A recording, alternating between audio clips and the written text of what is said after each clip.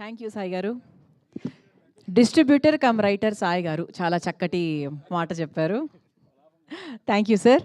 ఆ తర్వాత మా ప్రొడ్యూసర్ శిరీష్ గారిని మాట్లాడవలసిందిగా రిక్వెస్ట్ చేస్తున్నాం.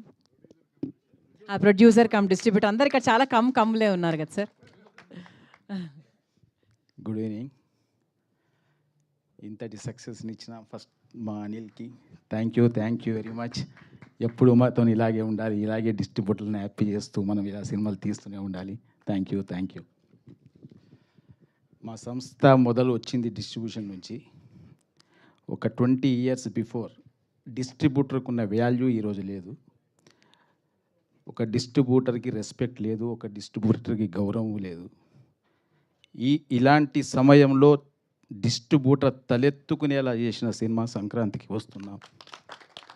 ఇవాళ ఈ డిస్ట్రిబ్యూటర్లు అందరూ వచ్చి ఇలా కూర్చొని చూసి చాలా రోజులైంది. డిస్ట్రిబ్యూటర్లు ఇంటర్వ్యూలు తీసుకొని మీడియా చాలా రోజులైంది.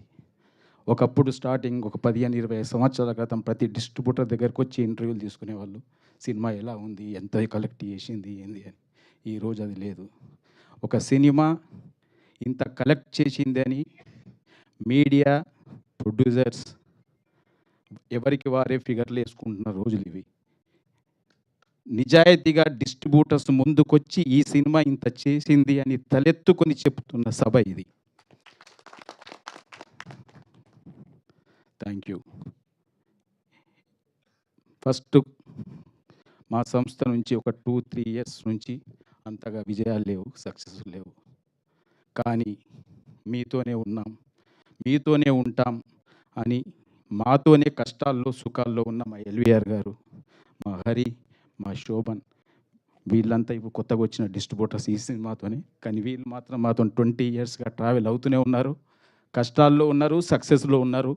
మేము బాధలు పడుతూ ఉంటే వాళ్ళు బాధలు పడ్డారు, అయినా మమ్మల్ని వదులుకోలేదు. ఈ మధ్య కాలంలో చాలామంది మాతో వచ్చారు, సక్సెస్ లేక మమ్మల్ని వదిలి వెళ్ళారు. కానీ వీళ్ళు మాత్రం వెళ్ళలేదు, ఇలాగే ఉన్నారు. Thank you very much. మిమ్మల్ని ఎప్పుడు మేము హత్తుకొనే ఉంటాం. మేము ఇండస్ట్రీలో ఉన్నన్ని రోజులు మిమ్మల్ని వదులుకోం, మేముతో దూరం కాం. Thank you very much. Thank you sir. Thank you so much sir.